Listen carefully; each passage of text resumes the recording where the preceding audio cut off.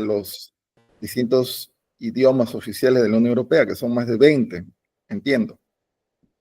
Así que es una experiencia, entiendo que para un lingüista, también para interpretación, traducción, debe ser una experiencia muy importante, ¿no? Bueno, debe estar muy cerca de Bruselas. Sí, de todos modos, sí. Sí, bien. Amigos, amigas, estamos en Seminario Universidad de Desarrollo. Tenemos hoy día el honor, el placer que nos acompañe Almendra Villalta, San Marquina.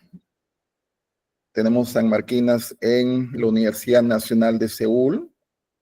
Tenemos San Marquinas en la Universidad de Gante. Almendra es un ejemplo del alto nivel académico de la universidad, puesto que se desarrolla actualmente en el doctorado de la Universidad de Gante, en el área de lingüística. Y el mundo es pequeño, Almendra. La colega de Alemania justamente también se formó en Gante, que va a hablar ahora en mayo, de ingeniería ambiental. Bien. Amigos, amigas, estamos atentos a la experiencia, a la investigación que desarrolla Almendra en Gante. Un momento. Bien. Almendra, ante todo, un gran saludo y podemos iniciar. Ya, gracias. Bueno, me presento nuevamente, soy Almendra, egresada de San Marcos. Hice mi bachillerato en psicología, de hecho, y el máster fue en lingüística clínica. Fue un Erasmus Mundus, que eso es lo que les voy a presentar ahora. A ver, déjame ver cómo... Almendra, estamos Bien. muy atentos a tu investigación que desarrollas. Ya, voy a Y presentarles la investigación que realicé durante el máster primero. muchas gracias.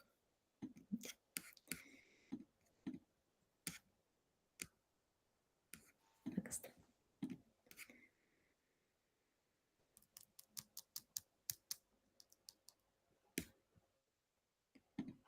Ya me avisan si pueden ver. Me imagino que sí. Ya. Bueno, ha sido una experiencia completa y bastante internacional, y no supe cómo reducir todo lo que realicé durante el máster con la investigación que realicé al finalizar este máster. Así que, bueno, puse un poco de bilingüismo, cognición y neurociencia, ¿no? Toda la experiencia de Erasmus Mundus que tuve. El Erasmus Mundus que yo realicé es el máster en Clinical Linguistics, o sea, en lingüística clínica, que duró 2 años, que fue en 3 universidades principales, ¿no? Empezando en Groningen, en Países Bajos, luego en Gante y luego en Finlandia. Cada semestre es un país diferente y el último es unas prácticas. En esas prácticas, que antes era 7 semanas, cuando yo lo realicé fueron 7 semanas de prácticas, ahora son 12. También lo puedes combinar con realizar tu investigación de tesis, entonces ya lo prolongas por todo un semestre, que eso es lo que yo hice. Bueno, como les comenté, el primer semestre fue en la Universidad de Groningen, el segundo en Gante y el tercero en Joensuu, en Finlandia. Con la universidad que coordina todo es la Universidad de Groningen en Países Bajos, una universidad muy, muy bonita, la ciudad también muy bonita, muy pequeña, muy, muy estudiantil, pero muy bonita, la verdad, bastante más tranquila que Ámsterdam, por ejemplo. Y este máster se realiza en la Facultad de Artes, en el Departamento de Neurolingüística. Entonces, en el primer semestre en la Universidad de Groningen ya íbamos viendo cursos como evaluación del lenguaje durante awake brain surgery, o sea, durante cirugía de cerebro abierto, neuroimagen y lenguaje, desarrollo de juegos o apps realidad virtual para poblaciones vulnerables en lenguaje o trastornos de lenguaje. En el segundo semestre en Gante ya desarrollamos un poco más la parte de psicolingüística. El máster se desarrolla en la Facultad de Psicología ahora. Entonces vimos todos los métodos de investigación, dislexia, psicolingüística, bilingüismo. Ahí trabajamos bastante lo que es eye tracking, que es esta técnica de seguimiento visual, que es en lo que me enfoqué posteriormente para continuar mi investigación. También parte del Erasmus Mundus hubo una conferencia Science of Aphasia, o sea, ciencia de la afasia, que es en el segundo año de estudios y es obligatorio, de hecho. Entonces a mí me tocó ir a Niza, no me quejo, estuvo muy bonito. El año pasado han ido a Suiza y así cada año es en un lugar diferente, es en septiembre, así que siempre hay un buen clima, siempre tratan de hacerlo en una ciudad bonita. Y luego ya el último semestre de clases en sí, que fue en Joensuu, en Finlandia, donde trabajamos cursos como autismo, lenguaje y autismo, Python, tecnología del habla. Trabajamos bastante con diferentes tecnologías, como Pratt fue la principal, que muchos lingüistas deben conocerlo. Yo como psicóloga no conocía mucho esta plataforma, pero fue bastantes cursos y muy intensivos en Pratt, así que ahora siento que manejo lo básico, ¿no? No me enfoqué en Pratt porque Pratt es para trabajar fonología, fonética, habla en general y mi investigación no se enfocó en fonética. Pero bueno, es una herramienta también. Y luego de eso vino el internado, que el internado es en un centro que tú eliges. Puede ser en alguna de las universidades que ya hicimos los semestres anteriores o en otro socio. En este caso yo lo hice en BCBL, que es el Centro de Cognición, Cerebro y Lenguaje en el País Vasco, en España, en el norte de España, en el que yo lo combiné para realizar la tesis. Así que hice todo un semestre en el País Vasco y bueno, hay diferentes partners que se pueden elegir para hacer esta investigación. Y al finalizar tenemos un título con Joint Degree, se llama, que es un título conjunto de 3 universidades, ¿no? Entonces tenemos un máster en artes y un máster en ciencias combinado. Bueno, esto me voy a pasar. Entonces les voy a contar lo que hice yo en el País Vasco, en este centro de BCBL. El BCBL trabaja sobre todo lenguaje y cognición, ¿no? Entonces, este centro tiene muchísimos, voy a ver si, no lo puse, tiene muchísimos grupos de investigación. Yo estuve en el grupo de investigación de desarrollo, neurodesarrollo del lenguaje, entonces un poco enfocado a niños, pero mi investigación en sí la hice en adultos, porque de todos modos queremos ver si el desarrollo de los niños se prolonga hasta la edad adulta. Los diferentes grupos de investigación siempre se van a combinar en este centro, así que siempre vamos a estar compartiendo con otros grupos algunos puntos en común. En general todo va a ser lenguaje y cognición, pero de todos modos cada uno tiene un área diferente y a la vez áreas muy similares.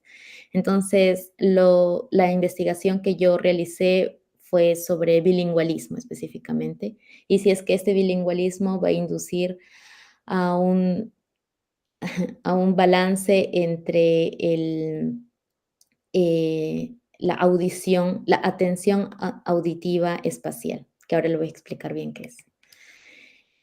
Bueno, primero trabajé con el paradigma de escucha dicótica. ¿Qué significa esto? Es cuando es un, se me fue la palabra. Es un experimento en el que le vamos a presentar con audífonos al participante una sílaba diferente en cada oído. Entonces, por ejemplo, en el oído izquierdo se le presenta da y en el oído derecho ta. Se supone que nosotros procesamos con el hemisferio opuesto al oído, ¿no? Entonces, si es que en oído derecho escuchamos ta, en el hemisferio izquierdo es que se va a procesar esa sílaba. y la sílaba da se va a procesar en el hemisferio derecho. El lenguaje se procesa en todo el cerebro, pero hay una mayor actividad para procesar el lenguaje en el hemisferio izquierdo. Entonces, cuando se espera, de acuerdo a este paradigma al menos, que las sílabas que escuchamos en el oído derecho se procesen, al procesarse en el hemisferio izquierdo, se procesen más rápido, porque el hemisferio izquierdo es más especializado en el lenguaje, mientras que el que se procesa en el derecho todavía tiene que ser transferido a través del cuerpo calloso hacia el hemisferio izquierdo, ¿no? Básicamente este es el paradigma de escucha dicótica y esa es la parte que yo trabajé en mi investigación. Entonces se espera, como dije, una dominancia del hemisferio izquierdo, que significa un mayor procesamiento, un más rápido procesamiento del oído derecho. A ver, esto, ¿por qué realicé esta investigación? Eso fue en base a estudios previos. Como les decía, lo que se quiere ver es si es que el desarrollo infantil va a mantenerse a lo largo de la vida adulta.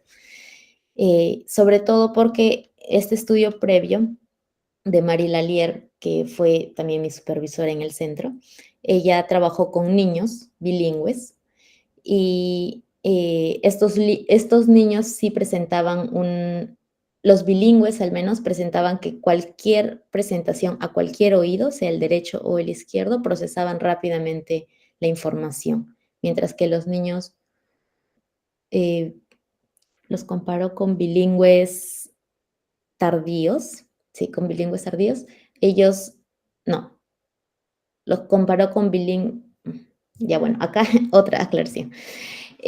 Contexto de doble lengua. Tengo que explicar primero esta parte. En el País Vasco se habla vasco, ¿no? Euskera y español. Y francés también, de hecho, pero sobre todo euskera y español. Hay niños que crecen en casas donde desde niños se les habla un padre en euskera y el otro en español. Entonces, este es el contexto de doble lengua. Entonces, por eso se le dicen bilingües tempranos en contexto de doble lengua, mientras que hay niños que en casa solo se les habla en euskera y cuando van al colegio es todo en español. Entonces, tienen un contexto específico para un idioma y otro contexto para otro idioma. Esto es un contexto monolingüe, entre comillas, pero los niños son bilingües porque finalmente acaban aprendiendo los dos idiomas y como empiezan la escuela desde los 5 o 6 años, lo aprende desde muy pequeños. Entonces siguen siendo bilingües tempranos, pero en un contexto monolingüe. A pesar que son bilingües tempranos, en este caso los dos niños, los dos grupos de niños, igual encontraron que los niños con este contexto de doble lengua procesaban la información más rápido que los niños con contexto monolingüe. Entonces, ¿esto por qué? Es porque el code switching, que es el cambiar de un idioma a otro constantemente, hacía que este procesamiento o que esta conexión interhemisférica sea mucho más rápida. Entonces haya un mayor balance en su atención al habla, porque cualquier información que entre, sea un oído o al otro, se iba a procesar muy rápidamente. Entonces estaba balanceado y esto es gracias a la conexión interhemisférica. Entonces queríamos ver si es que esta ventaja se seguía viendo en estos adultos bilingües, ¿no? Si es que esta atención equilibrada se daba más en bilingües que en monolingües. Ahora sí que solo comparé bilingües versus monolingües, no bilingües tempranos, perdón, no bilingües de contextos diferentes. Entonces, estos son los métodos. Los participantes fueron adultos bilingües, ¿no? Bilingües de español y euskera, y monolingües. No eran del País Vasco, sino de... Almendra, Sí, tenemos que el español y el francés son romances, pero el euskera no está conectada. Entonces, bilingüismo temprano de romances versus bilingüismo temprano de romance y no romance. ¿Hay diferencias de niños bilingües franco-españoles, de niños bilingües euskera-españoles? no sé. Eso no no se me había ocurrido. Debe haber alguna investigación, pero no he leído al respecto en francés, sobre todo. En España, en el sur, tenemos una gran presencia norafricana, magrebí. Entonces, bilingüismo árabe-castellano Ujú, es también una dinámica y son dos familias distintas, pues, ¿no? Romance y semita. ujú.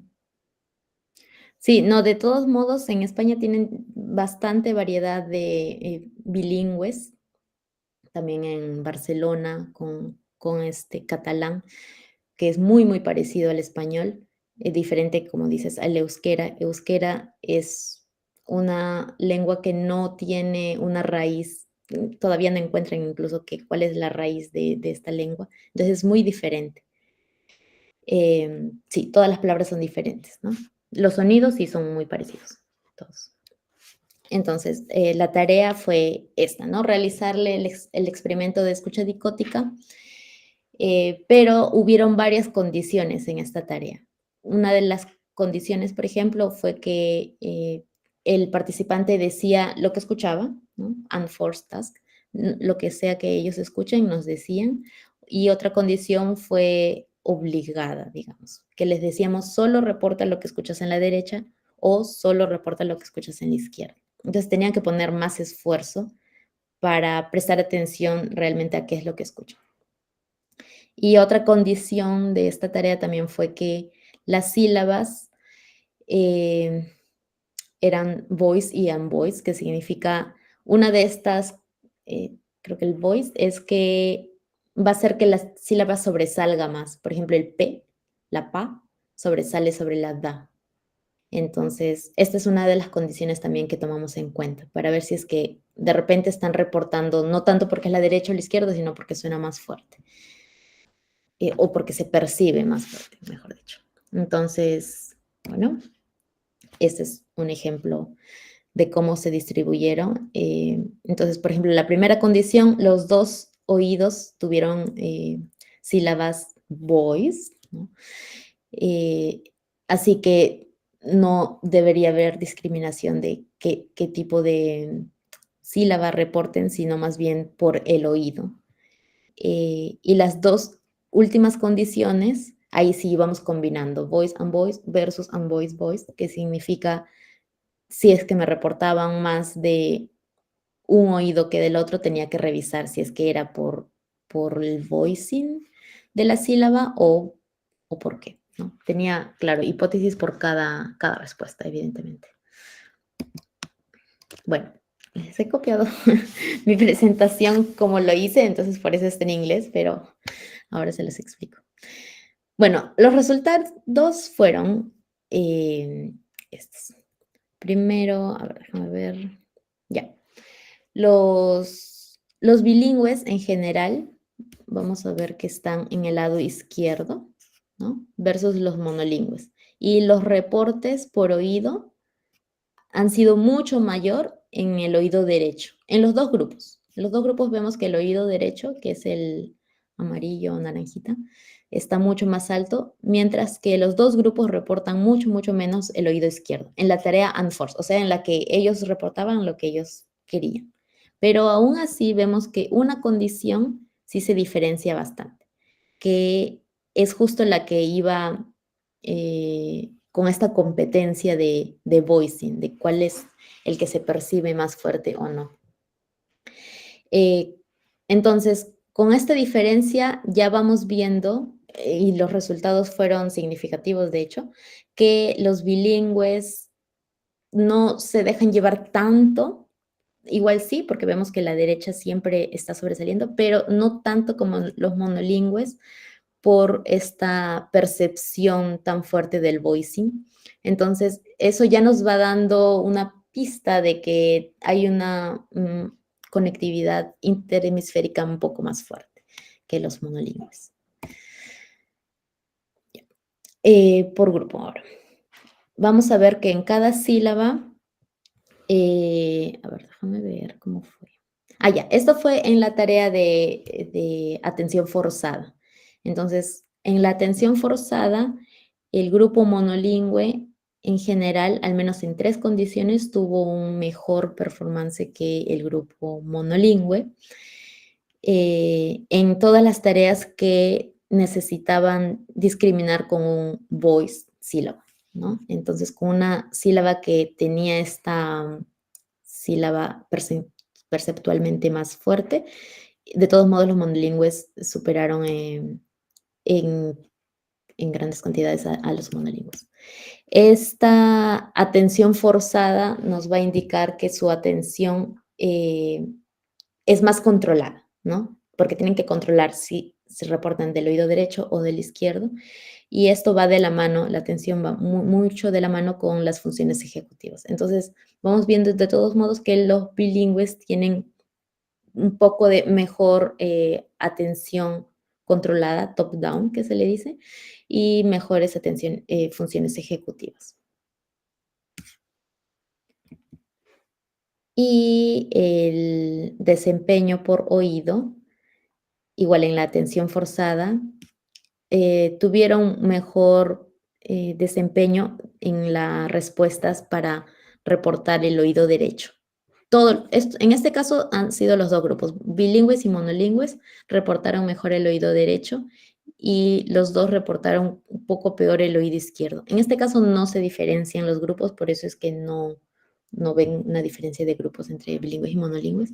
Los 2 tuvieron un desempeño muy parecido. Entonces, en general vemos que acabo de darme cuenta que no lo tradujiste, pero vemos que los 2 grupos presentan esta ventaja del oído derecho, que se le dice REA effect. Los 2 tienen esta ventaja entre comillas, porque siempre el oído derecho va a procesar más rápido, porque el hemisferio izquierdo siempre es el que está encargado de manera principal del procesamiento del lenguaje. Entonces, eso estaba esperado, que los 2 procesen con el oído derecho mucho más rápido y eficientemente. Pero el grupo bilingüe estaba menos influenciado por la saliencia de esa condición de voicing, no importa si es que la sílaba era perceptualmente más saliente, de todos modos los bilingües se influenciaban menos y lograban reportar cualquiera de los 2 oídos de manera un poco más equilibrada. Entonces, en general, los bilingües performaron mejor que los monolingües, demostrando esta inherente y automática conectividad interhemisférica, ¿no? ¿Por qué resalto que sea inherente y automática? Porque eso fue sobre todo cuando tenían que reportar lo que ellos escucharon. Entonces los bilingües fueron más equilibrados. Sin embargo, en las tareas de atención forzada, los 2 tienen un desempeño un poco más parecido, que significa que esa fue mi conclusión, que cuando los monolingües tienen que prestar atención, logran tener un desempeño muy parecido a bilingües, perdón. Entonces, eso significa que el top-down está funcionando muy parecido para los 2, pero eso significaría que los monolingües tienen que estar constantemente prestando atención y constantemente muy alertas para tener un desempeño parecido a los bilingües, mientras que sin ningún tipo de atención forzada por los 2 grupos, los bilingües performarían de manera mejor que los monolingües, ¿no? Entonces, de todos modos, la ventaja de los bilingües sí se ve claramente. Y bueno, estos apoya en general que se enseñe de repente idiomas, los contextos interactivos en estos diferentes idiomas van a ayudar a los niños a que entrenen sus funciones ejecutivas y vemos que estas ventajas se mantienen hasta la edad adulta. Bien. No puse aquí la investigación que estoy realizando ahora en Gante, porque recién he iniciado hace unos 6 meses aproximadamente. Pero después de esta tesis en el País Vasco, terminé mi máster y ahora estoy realizando un doctorado en lingüística en la Universidad de Gante. Volví a Gante porque, bueno, es una ciudad que me gusta, es muy bonito acá, la verdad, excepto cuando está gris como hoy día, pero en general es muy bonito. Y estoy en el departamento de traducción, interpretación y comunicación. Lo que estoy intentando ahora es igual combinar mi título en psicología y lingüística y estoy trabajando para desarrollar un test de vocabulario académico para hablantes no nativos de español. Eh, Test de vocabulario hay bastantes, eso sí lo sé, pero de vocabulario académico específicamente en español no mucho, porque a la hora que presentamos de manera académica, solemos usar muchas palabras que es de vocabulario común. Entonces, todavía no hay una clara división entre vocabulario general y vocabulario académico en español. Diferente que en inglés, por ejemplo, que es muy, muy diferente el vocabulario académico y el vocabulario general, y hay listas que se pueden comparar y ver que no son lo mismo, ¿no? Así que bueno, estoy tratando de ver eso, de desarrollar una lista que nos dé más señales de las diferencias entre el vocabulario académico y el general y desarrollar test. Voy a trabajar con eye tracking, que es este que les dije de movimiento, seguimiento de movimiento visual. En lectura, para también ver el procesamiento de textos académicos, y esto en general va a ayudar para estudiantes de intercambio, por ejemplo, que estén aprendiendo español, pero ya a un nivel bastante avanzado, porque es académico. Bueno, todavía estoy, como les digo, desarrollando la investigación, así que no tengo muchos resultados por mostrarle, pero eso sería todo. Almendra, tú tienes experiencia en Finlandia, en los Países Bajos, Holanda, Bélgica y en el País Vasco. Son tres Sí. propuestas académicas de alto nivel, pero con diferencias, ¿no? ¿Cuál es tu experiencia de estar, ¿no? Finlandia, Países Bajos, Bélgica, Holanda y el País Vasco, ¿no? A nivel de educación superior, en formación. Sí es diferente de todos modos. En Países Bajos, eso fue mi primera impresión, porque recién llegaba a Países Bajos. Em, Primero, se siente un poco más horizontal el trato con los profesores. Al inicio me fue un poco difícil porque estoy acostumbrada a un trato un poquito más vertical por la cultura, pero ahí es mucho más horizontal, se puede hablar con los profesores de manera más directa y de tú a tú. Eh, y se enfocan muchísimo, muchísimo en investigación y en publicar. Ellos sí publican muchísimos documentos. En Gante debe ser también porque estuve en la Facultad de Psicología y nos estamos enfocando en experimentos, así que sentía que la práctica era un poco más de realizar experimentos, de igual realizar muchos estudios, pero un poco más con manos a la obra, digamos, con estos experimentos de eye tracking, o también hacíamos experimentos de electroencefalograma, esta capita que mide la actividad cerebral. Eh, y acá también es un contexto un poco más bilingüe, porque acá se habla neerlandés, todos hablan inglés y francés, porque Bélgica tiene gran parte que habla francés, así que todo el país aprende francés. Entonces se siente un poco más el contexto multilingüe. Países Bajos también, ellos hablan neerlandés, claro, y también inglés, pero casi siempre hablaban todo en inglés, no cambiaban mucho. Acá siento que cambian más. Entonces, esa parte se siente diferente y sí, es también muy sencillo hablar con los profesores directamente, así es como hablé con diferentes profesores de esta universidad para que sean mis asesores de tesis o para que ahora también sean parte de mi grupo de asesores de el doctorado. y en Finlandia es un poco más diferente. Ahí, también el país es frío, así que por alguna razón se sentía como que las personas también eran frías, incluidos los profesores. Entonces, era un poco más difícil hablar directamente con los diferentes docentes, pero también su tecnología era muy buena. Tenían un laboratorio que estaban renovando en el momento en que yo estuve estudiando, así que estaban trayendo nuevas, máquinas, igual para el eye tracking o para hacer, eh, MRI, no me acuerdo ahorita cómo se llama, magnet magneto, bueno, diferentes tipos de máquinas para diferentes tipos de experimentos también, em, y muy accesibles porque eran, parte de la Facultad de Artes también.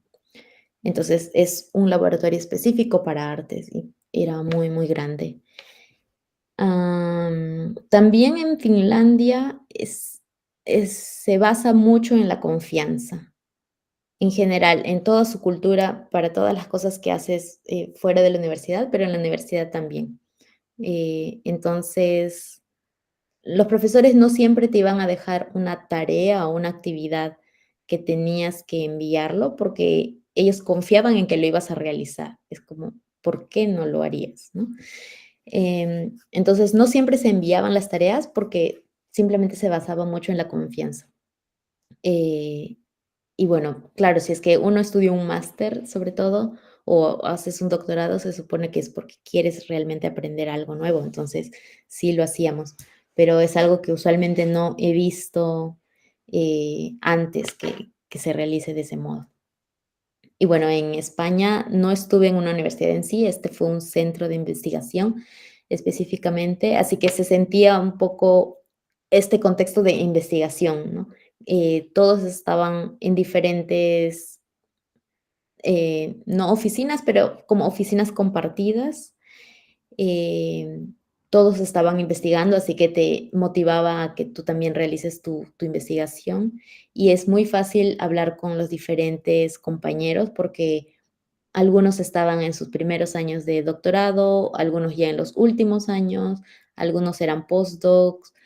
Las oficinas de los diferentes supervisores estaban también muy accesibles, como siempre podías contar con una reunión con ellos o pasar por su oficina y si estaban libres te abrían siempre las puertas.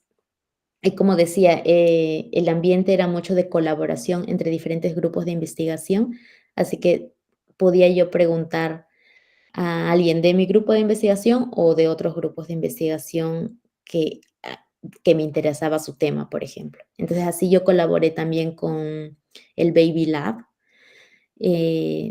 Tienen un laboratorio muy, muy grande que es el Baby Lab solo para bebés. Entonces está adaptado para que vengan niños y bebés a jugar en el ambiente y luego hacerles estos experimentos igual de seguimiento visual o de electroencefalograma. Entonces tenían las capitas muy chiquititas para los niños. Y aparte es el laboratorio para adultos, que el eye tracker es diferente, porque el adulto no se mueve tanto, la cabeza cuando tiene que mirar a un objeto, por ejemplo, mientras los bebés sí se mueven mucho. Entonces, es diferente el sistema de cada uno y aprendí de los 2. eh, pero sí, fue muy bonita experiencia de todos modos.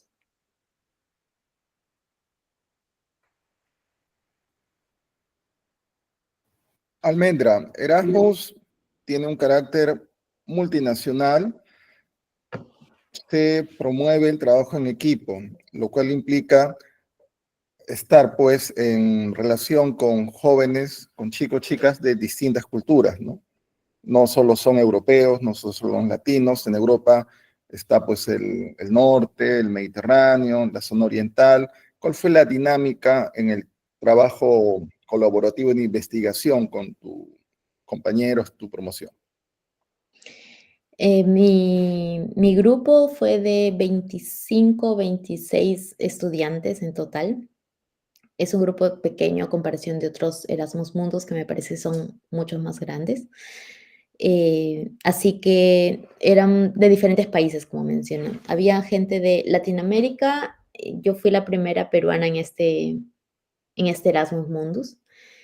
Había uno de México, había de Estados Unidos, Colombia, y luego pasamos en Europa, estaban de Italia, de Grecia, de Francia. De la parte de Asia estaban de Indonesia, Tailandia, las Filipinas. em, También en la parte de África estaba de Congo, me parece, y mm, también habían de, eh, ¿cómo se llama? Palestina, no, no, Palestina no era. Había de Ucrania y de Rusia. em, Se me olvidaron de dónde más eran algunos. De Irán. Sí, había un poco de todo de diferentes países. Eso ayudó bastante en el caso, como estudiábamos lingüística clínica, muchas de las investigaciones para diferentes cursos que teníamos que realizar era en base a los idiomas que nosotros eligiéramos. Entonces, si bien podía yo elegir trabajar con gente hispanohablante y trabajar en español, lo cual a veces he hecho, a veces también hacía grupos con diferentes, o gente de habla de otros idiomas, y elegíamos ese otro idioma para estudiarlo. Entonces, eso también me beneficiaba a mí, no exactamente para aprender el idioma, pero para aprender cómo funciona el idioma o cómo se procesa, porque siempre lo que estudiábamos era cómo procesar, por ejemplo, la morfología de los verbos o los tiempos verbales o diferentes cosas, ¿no? O cómo se procesa, no sé, la oración en tal idioma diferente de este otro idioma. Por ejemplo, en neerlandés, el verbo lo ponen al final de la oración. Entonces, ¿cómo procesas toda esa oración si no sabes lo que va a pasar hasta que al final recién te dicen la acción? Entonces, ayudó a que, como veníamos de diferentes países con diferentes idiomas, y cada uno con los idiomas también que conocía de antes, íbamos combinando, íbamos conociendo entre todos cómo va funcionando un idioma, cómo va funcionando el otro, así que fue muy rico por ese lado.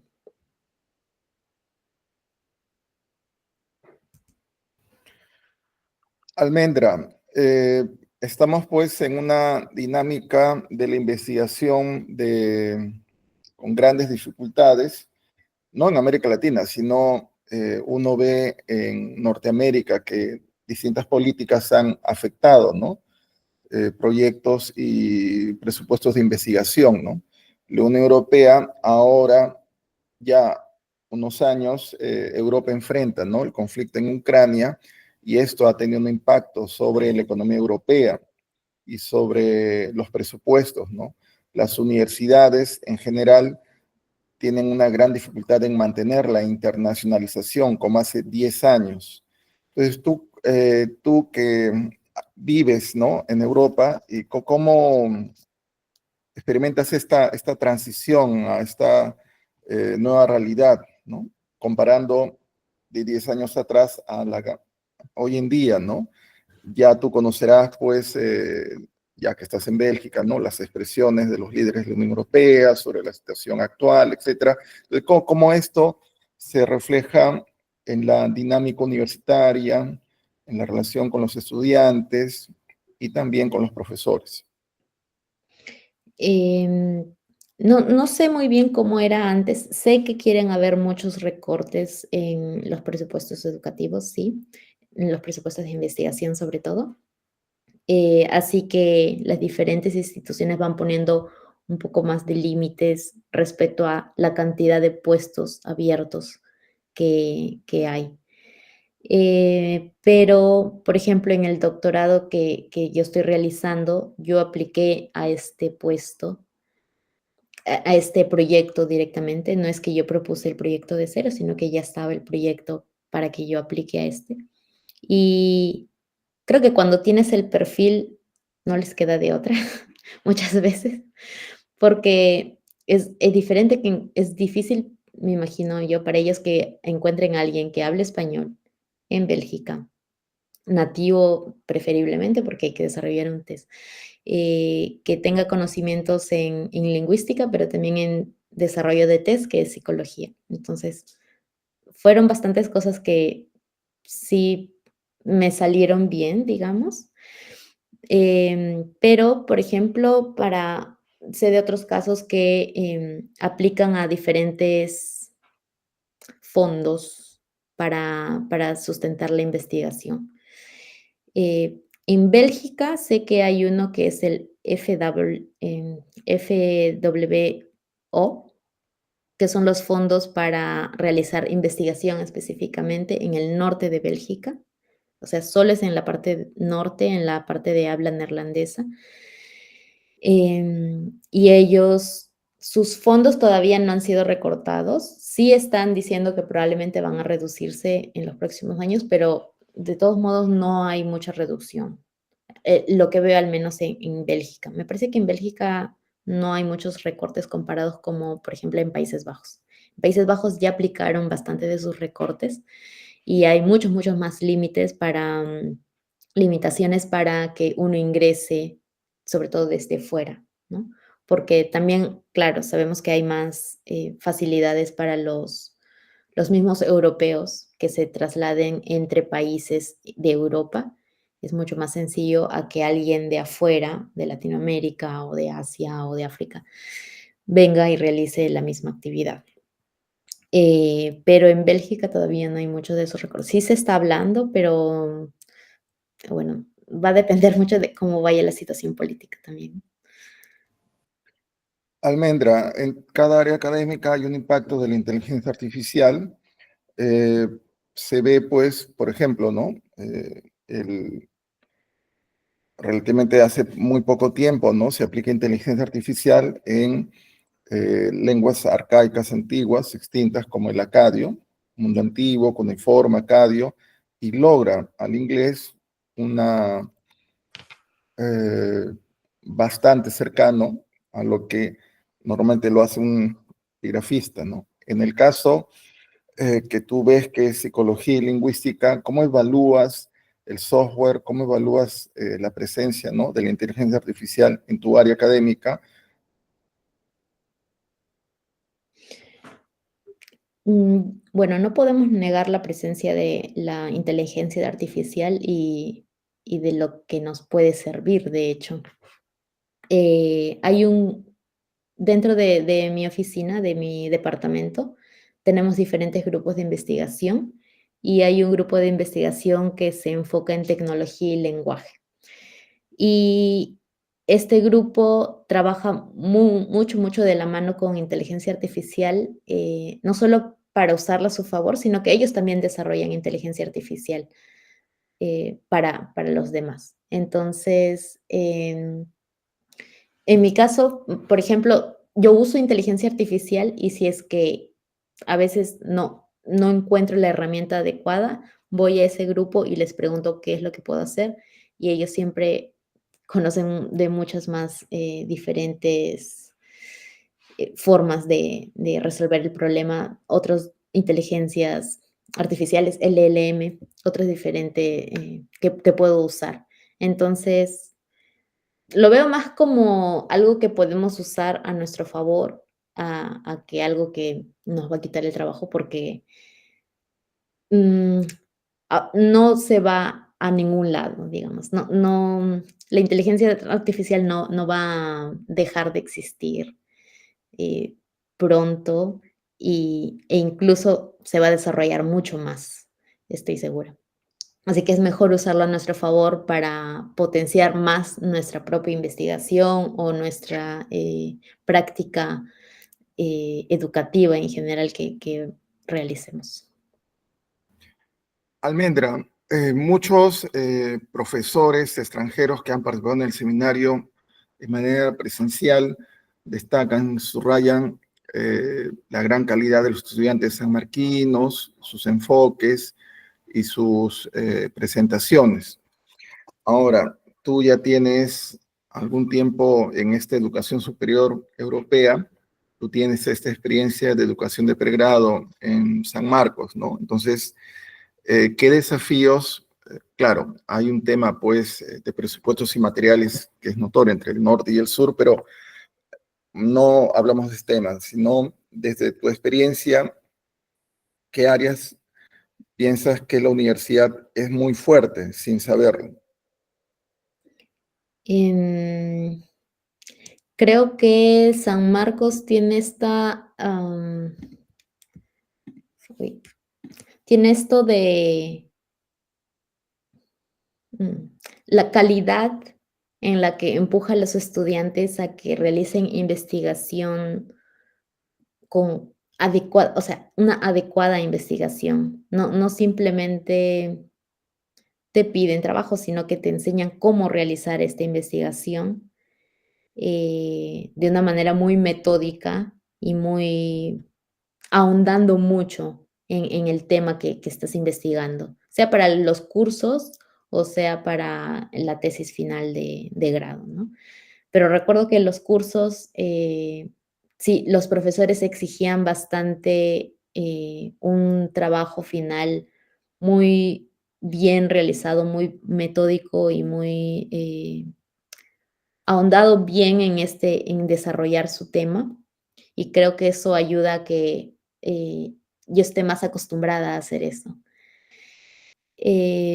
Claro, a veces, también el lado negativo podría ser el balance, porque luego la universidad, con la cantidad de cursos y la cantidad de trabajos que se tenían que realizar, consumía mucho tiempo y ya no había balance con una vida fuera de la universidad. Pero creo que se puede lograr un balance, porque de todos modos no es dejar de exigir un trabajo bien hecho, porque creo que eso es lo que a mí me ayudó muchísimo a que esté acostumbrada a leer bastantes artículos y a realizar resúmenes y escribir, de manera un poco más fluida, porque ya estaba más acostumbrada. Y creo que ese es uno de los puntos más fuertes que tiene San Marcos.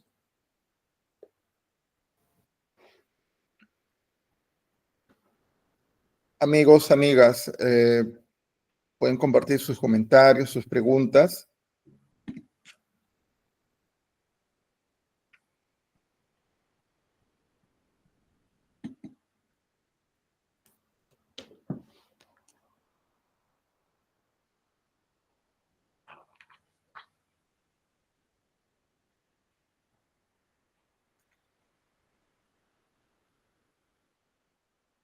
Almendra, un tema muy sensible hoy en día es el tema de la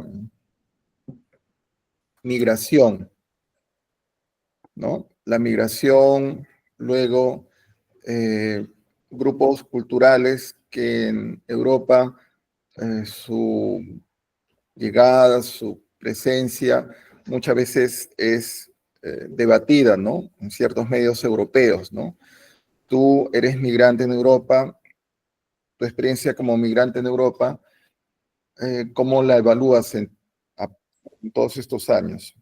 ¿Es distinto, a ver, siendo migrante africano, asiático o latinoamericano, o es una experiencia común a todos los migrantes? Mm,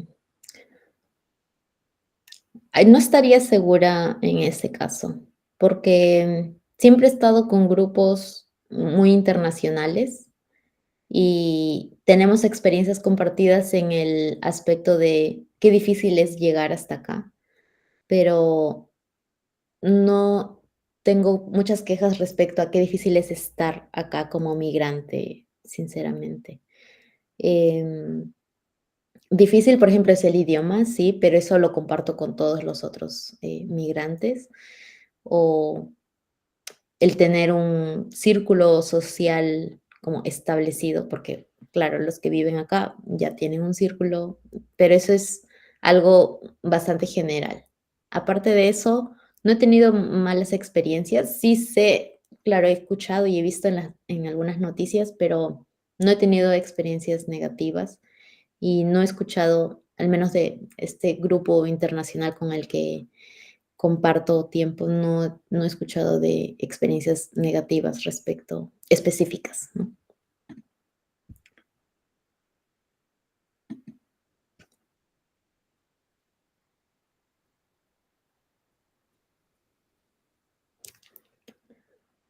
Sobre Erasmus Mundus les comparto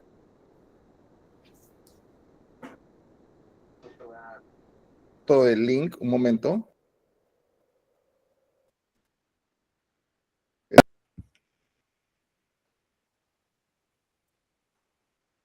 La Unión Europea tiene un programa que justamente apoya la movilidad académica, incluso del colegio hasta el postdoctorado. Las universidades, antiguamente era un posgrado en una universidad, pero ya hace un tiempo, más bien los posgrados son en varias universidades, incluso extraeuropeas, incluso de América Latina, y las universidades se presentan a las convocatorias que hace Unión Europea Erasmus, que financian estos posgrados. Las grandes universidades que se nos viene a la mente de Europa, eh, no apelan a estos programas de Erasmus, sino son las universidades medianas de Europa. Recuerdo una universidad con la cual hay convenio, Rochelle. Rochelle tiene un programa de universidades costeras financiado por la Unión Europea, programa de posgrado, y son pequeñas universidades, bueno, en Francia, en Chipre, en los países bálticos, en Irlanda, y las universidades europeas compiten periódicamente, los profesores, ¿no?, de las universidades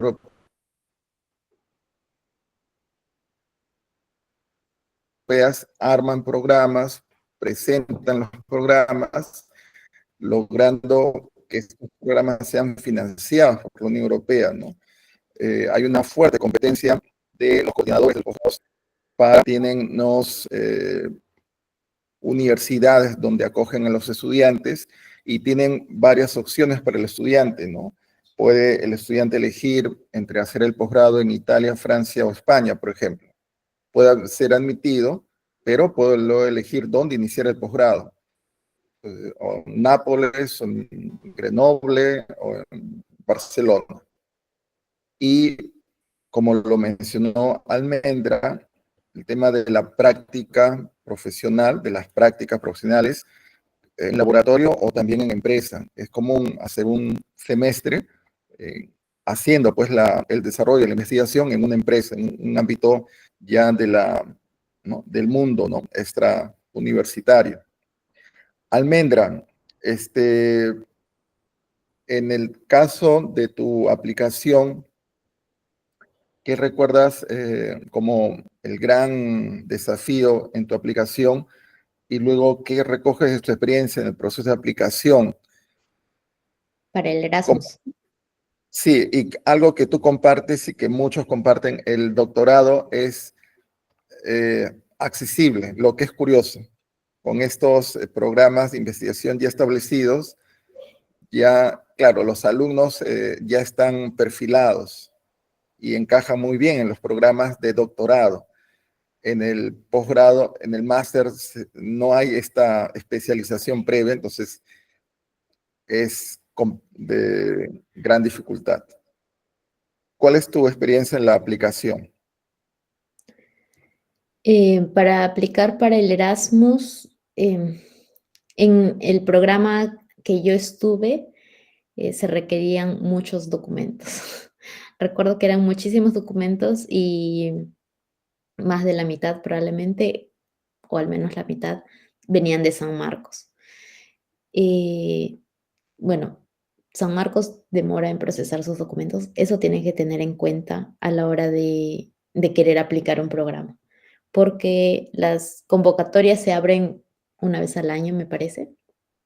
Eh, no, me acuerdo que planifiqué aplicar con meses de anticipación, pero finalmente tuve que aplicar casi en la fecha límite porque los documentos no me llegaban. Entonces, esa parte es tediosa, pero a la vez no es muy complicada, porque son documentos que uno tiene de la universidad, solamente hay que tramitarlo. Y bueno, esa es la parte como pesada.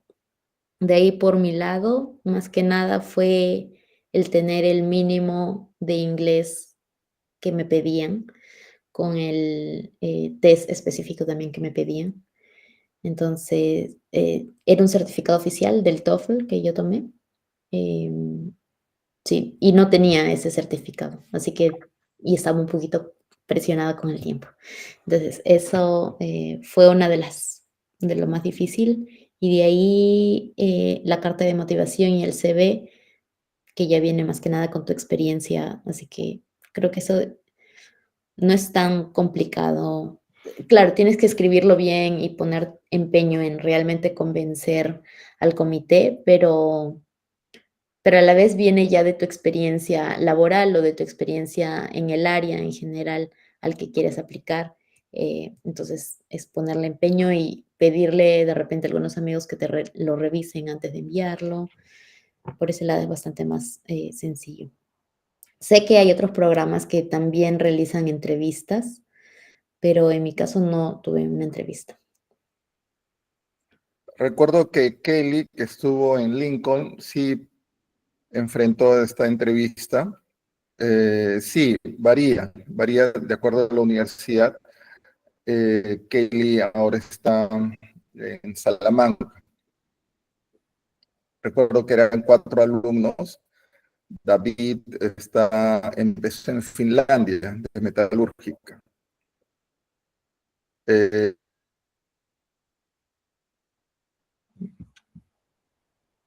y el otro joven empezó de Almendra, entonces, en tu experiencia, ¿qué te facilitó hacer el doctorado en Gante? ¿Qué consideras tú que sería la clave del acceso al doctorado en Gante? Mm, Creo que fue sustentar por qué quería entrar a ese proyecto.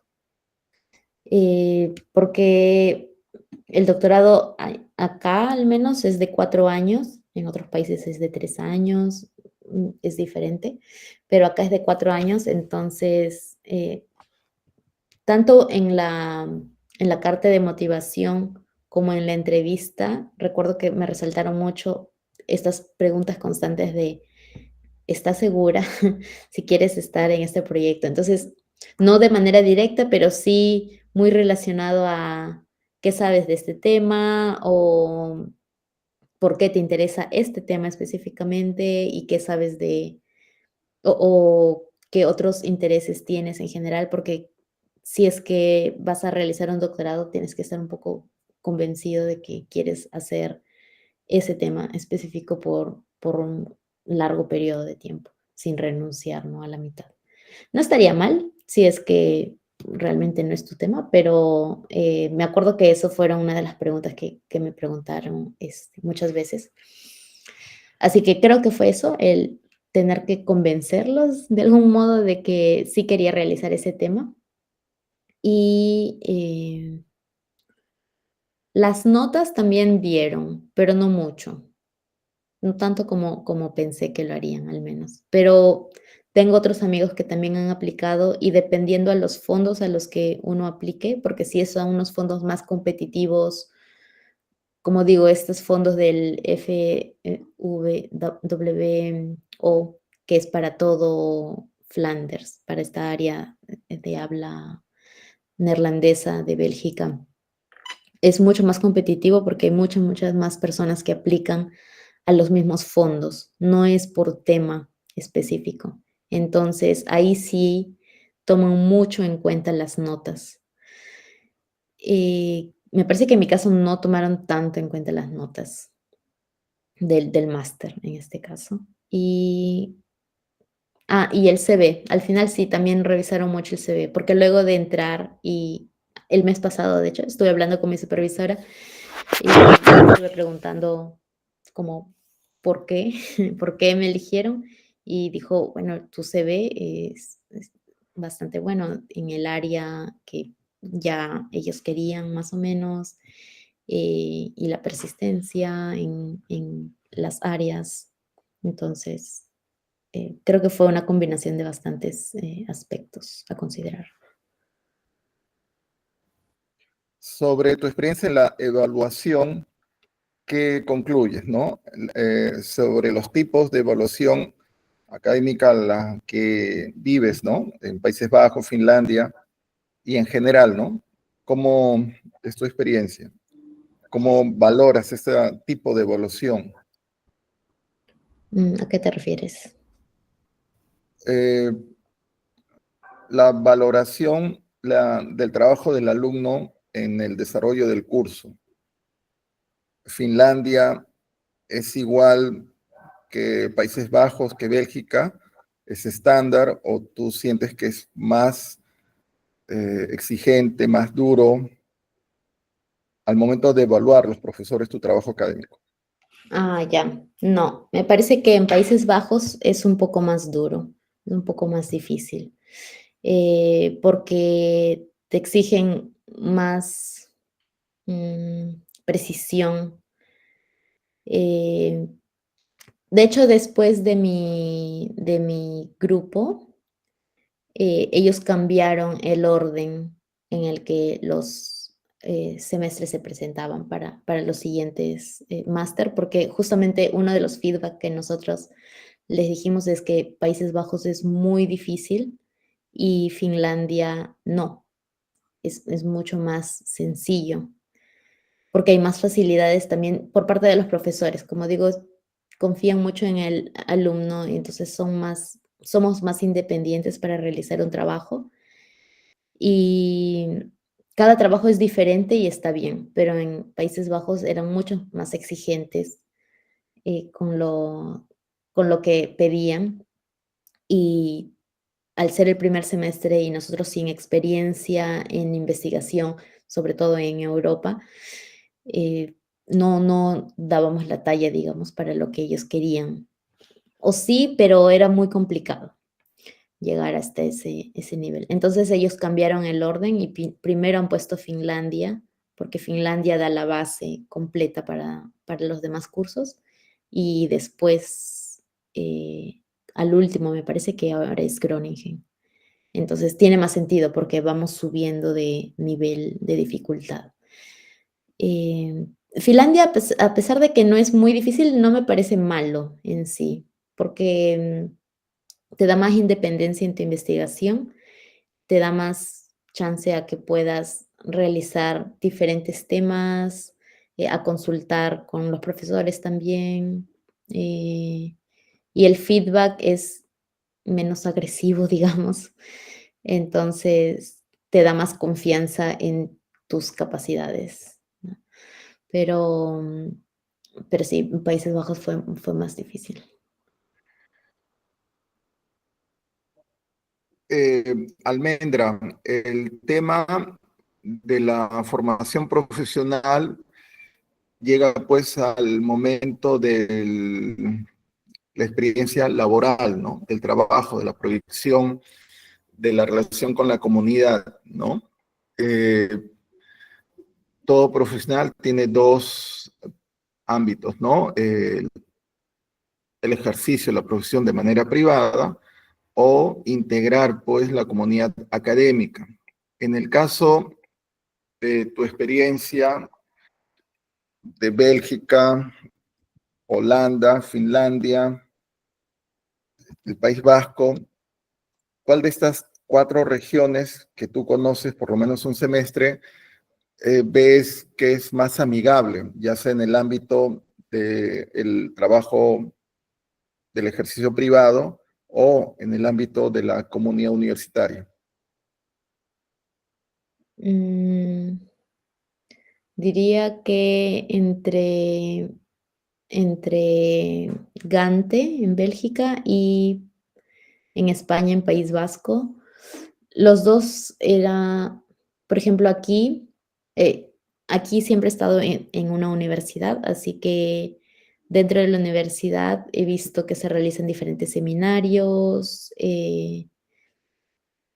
puedo asistir a seminarios de tanto de la Facultad de Psicología como de Lingüística, dependiendo de cuál me interese más también, y siempre son abiertos para los diferentes estudiantes. Eh, entonces se comparte bastante investigación de diferentes temas, muy, muy diversos pueden ser, a pesar que sea de la misma, del mismo departamento. Em, Sí, y en País Vasco, como estuve en el centro de investigación, ahí los diferentes grupos de investigación compartían entre sí.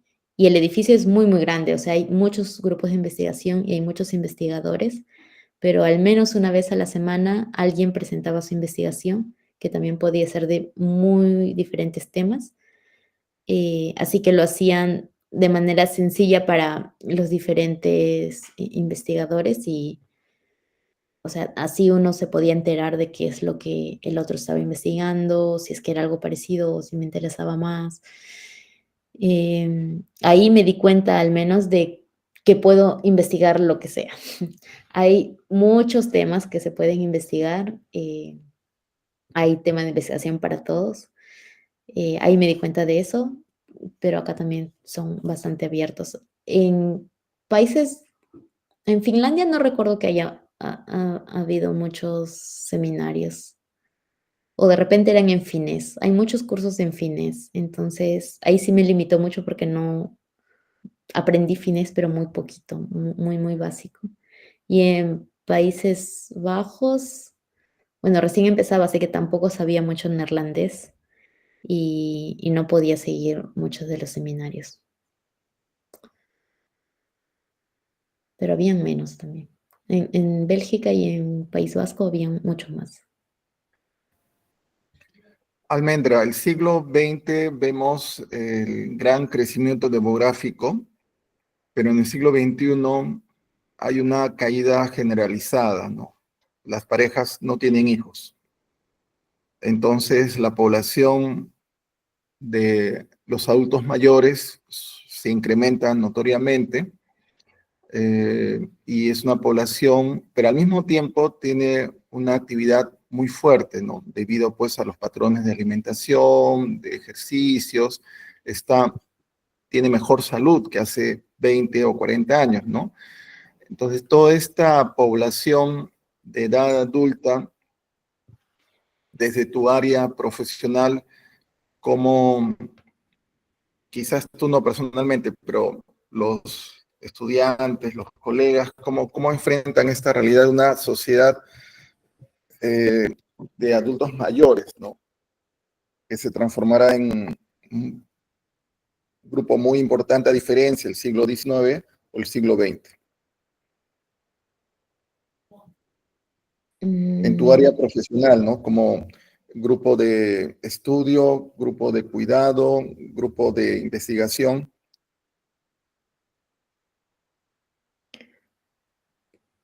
no estoy segura si entiendo bien la pregunta. Me dice si es que la respondo. Em, en general, en la sociedad, o sea, he visto, sí, muchos adultos mayores muy activos. Aquí hay muchas actividades que los mantienen activos. En la universidad, am, los profesores que quieren quedarse por más tiempo lo hacen, algunos de manera voluntaria, incluso en mi grupo de estudios ahora hay un par de ellos que vienen y dan clases de vez en cuando, pero es mucho más flexible porque se supone que ya están jubilados, pero como quieren continuar enseñando, hacen algunas clases, dan algunos cursos, pero es menos, su carga laboral es mucho menos.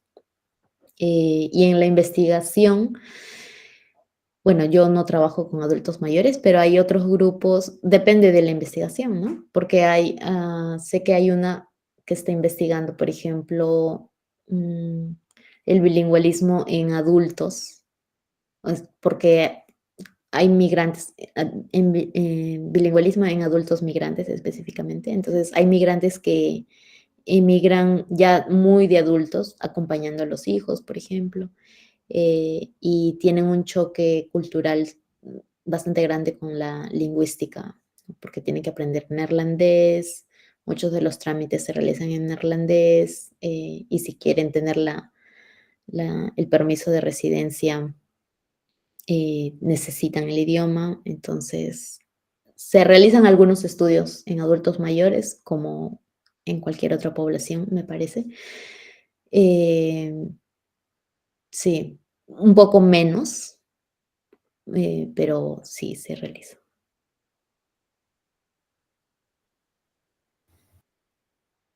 Amigos, amigas, ¿tienen algún comentario, alguna pregunta para Almendra?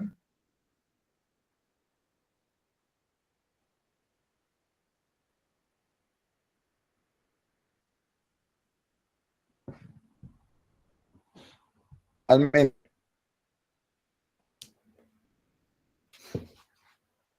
tu formación es de psicología, el posgrado es en lingüística. En la actualidad Sí. vemos pues un gran interés en términos de sostenibilidad, ¿no? Pensar los procesos que puedan continuar sin tener un impacto, ¿no? Sobre la comunidad y sobre el medio ambiente. En este sentido, ¿cómo insertas esta relación, ¿no? De tu proyecto con la comunidad de área lingüística, ¿no? Como es Bélgica, ¿no? ¿Cómo vinculas tu trabajo con la comunidad local? Mm, bueno, mi objetivo es mejorar justamente el lenguaje de estudiantes universitarios belgas que estudian en español en la universidad, pero son belgas. El idioma, el primer idioma tendría que ser neerlandés. Entonces, ahora también empecé a asistir, no, no de ir, sino de soy asistente de clase y doy algunas de las clases de español como, ¿cómo se le dice? Español para fines profesionales. Y yo doy las clases de español académico, ¿no? Que es parte justo de mi investigación. Y voy de momento, bueno, recién iniciado, pero la idea es que ya con los siguientes años lo vaya a vincular mejor y les dé mejores herramientas también para los estudiantes, para que mejoren su español y escriban de repente, ¿no? La tesis en español. Esa es mi idea, que escriban de hecho su tesis en español. Los estudiantes de doctorado usualmente son jefe de práctica de los profesores. Eso es una experiencia bastante extendida, ayudando, ¿no? Profesor, tener 4 o 3 ayudantes de cátedra que son sus estudiantes de doctorado. En el caso del español, la experiencia eh, del español para el estudiante belga, del norte belga, ellos piensan más bien en España o piensan en América Latina. Para Mm, ellos el español, ¿qué horizonte tiene? ¿Qué provisión tiene? Depende del estudiante. Muchos han estudiado español para ir a España, para viajar a España, o ahí en España es que lo han aprendido más, pero he visto las tesis los títulos de sus tesis que quieren realizar y no todos se orientan a España, de hecho muchos se orientan a América Latina o a un aspecto del lenguaje más general que abarca los dos, España y América Latina. Entonces va a depender del interés del estudiante, pero eh, el interés por el español en general en Bélgica, al menos de mm, ya muchísimos, muchísimos hablantes a los que les he preguntado, dice que prefieren aprender español sobre otro idioma porque les da más ventaja para poder viajar a América Latina y no es solo España, sino muchos más países. Entonces, va a depender del estudiante, del interés de investigación del estudiante. pensando en estos estudiantes, entiendo, ya sea del doctorado, la experiencia en San Marcos es una experiencia definitiva, sería definitiva para ellos, puesto que la universidad no solo se ubica en Lima, ha abierto sedes en Selva Central, en la Sierra y en la Costa Central, Chilca, Chancay, Guarmey, Ollón, Zona Andina, Pinera y Villarrica, además de los centros de estudio vinculados a veterinaria, que están dos en la Amazonía, norte-centro, dos en la zona andina, centro y sur, y uno en la costa central. Entonces, estos jóvenes con los cuales tú interactúas, ya sea de ciencias empresariales, entiendo muchos deben ser de ciencias humanas, literatura, pero pueden haber de otras áreas. Eh, una experiencia en Lima, además de todo lo que podemos conocer, ¿no? Extraacadémico en Lima, ¿no? Gastronomía, etcétera. Pero una experiencia académica en Lima, San Marcos, sería muy importante, que por tu intermedio puedes hacer presente, ¿no? San Marcos como una oportunidad de formación y crecimiento profundo. Estos jóvenes que están en el doctorado, el posgrado, proyectan América Latina como un área solo de turismo o un área de complementar su investigación. No, para realizar investigación, usualmente. Bueno, pensando en fortalecerlos, pienso que una experiencia en San Marcos sería muy importante para ellos.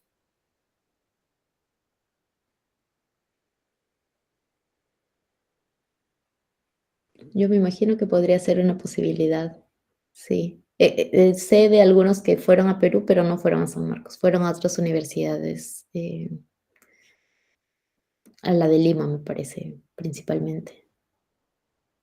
Es mayormente a veces Universidad de Lima, universidad afuera, a veces se encuentra, ¿no? Universidad de Lima a veces la identifican con la UNS, o también por falta de información.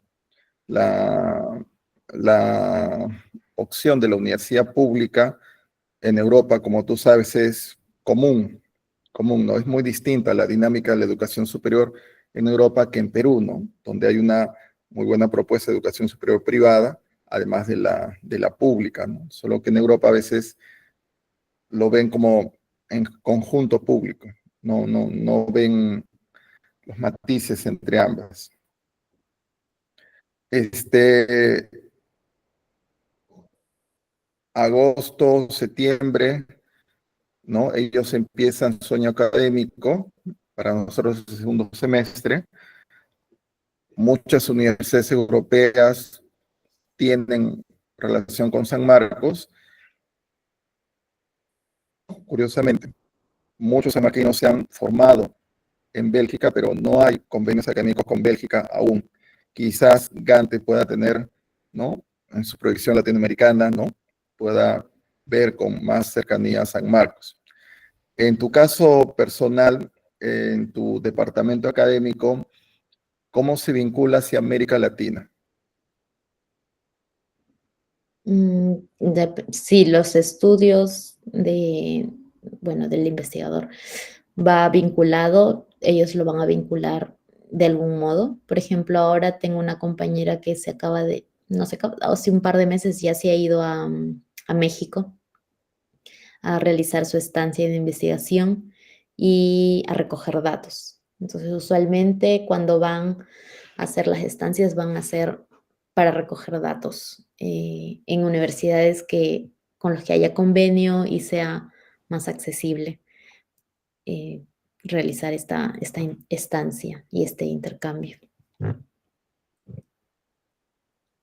Eh, en la movilidad hemos tenido alumnos de Finlandia en el posgrado, en sociales. Además, que es común que tomen cursos en el pregrado, como estudiantes de Bolonia, estudiantes de Varsovia. Así que sí, el gran desafío es hacer visible, ¿no? Y comunicar, ¿no? Presentar bueno, tú eres formada en San Marcos, entonces sí, es una demostración del nivel académico de la universidad, ¿no? Sí, profesor Miranda, por favor. Sí, lo que ocurre es que la Universidad Nacional Mayor de San Marcos en algún momento no se denominaba así, era la Universidad de Lima. Y esa denominación, llamémosle así, fue conocida en muchos países y se quedó así, ¿no? La Universidad de Lima. Cambió en el caso nuestro a la Universidad Nacional Mayor de San Marcos y esta iniciativa privada, precisamente teniendo ese tipo de, de, de escenario, llamémosle así, se creó pues la Universidad de Lima, ¿no? Como una universidad privada, ¿no? Eso entonces es muy, a veces se confunde mucho en muchos lugares respecto a la denominación pues, de nuestra universidad. Eso quería comentar, ¿no? Muchas gracias. Sí, es una peculiaridad de Perú que en otros países sería extrañísimo, pero bueno. En el caso Almendra, espero que continúes tu experiencia ahora en el doctorado que has empezado y por tu intermedio hacer presente un gran saludo a tu área académica que las actividades con Gantes han iniciado contigo. Proyectamos otros colegas de Gantes que participen en el seminario. El año pasado tuvimos colegas de Virginia, virtual y luego presencial, del Instituto Tecnológico de Georgia, virtual y presencial, así como Chicago. Entonces, es una expresión, ¿no?, del gran interés en formar, ¿no?, en fortalecer la formación académica de alumnos, no solo de San Marcos, sino también de universidades en otros continentes, en otros países. Ahora, Almendra, que empiezas el doctorado, según tu experiencia, ¿cuál es el principal demanda que esperan tus profesores de ti, ¿no? ¿Cuál es el principal tema que ellos piensan que vas a aportar en su área?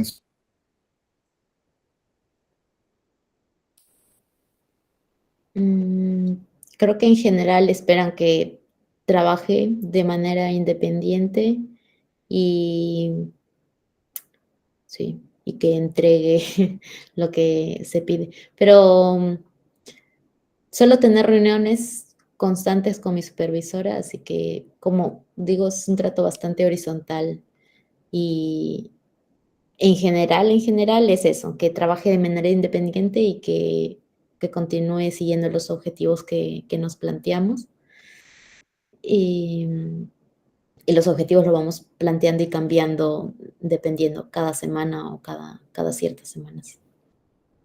Bien, espero que tu presencia en Gante pueda motivar jóvenes del doctorado de Gante a tomar una experiencia, una pasantía en San Marcos. Estamos muy atentos. Te comparto, ¿no?, que el año pasado ya recibimos grupos de Sao Paulo, de la Prorrectoría de Inclusión y Permanencia de Sao Paulo, y tienen muy buena experiencia en San Marcos, según sus testimonios, y tal como el programa continúa, ¿no?, de Sao Paulo hacia nosotros. Hay una delegación de la Universidad de INA, Corea del Sur, que estará en agosto en San Marcos, profesores y alumnos, y en el caso de Europa es común tener alumnos de Bolonia, de Varsovia y también de Francia o Finlandia. Espero que en los 4 años que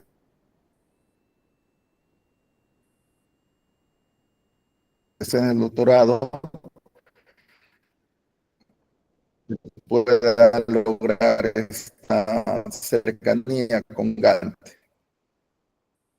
Amigos, amigas, un gran saludo por su participación, su asistencia. Almendra, un gran saludo desde el Vicerrectorado Académico.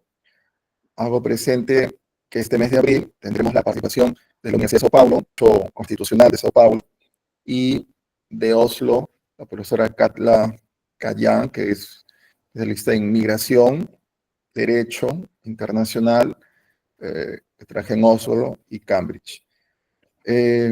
Por favor, ¿podrían prender sus cámaras para tomar una captura de la sesión?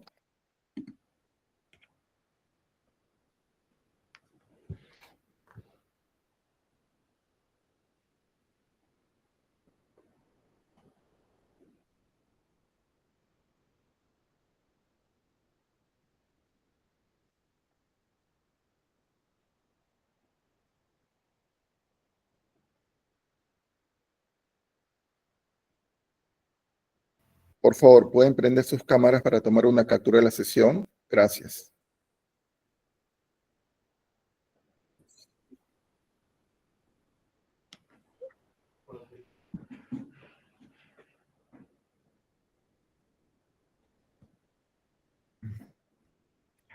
Uno, dos.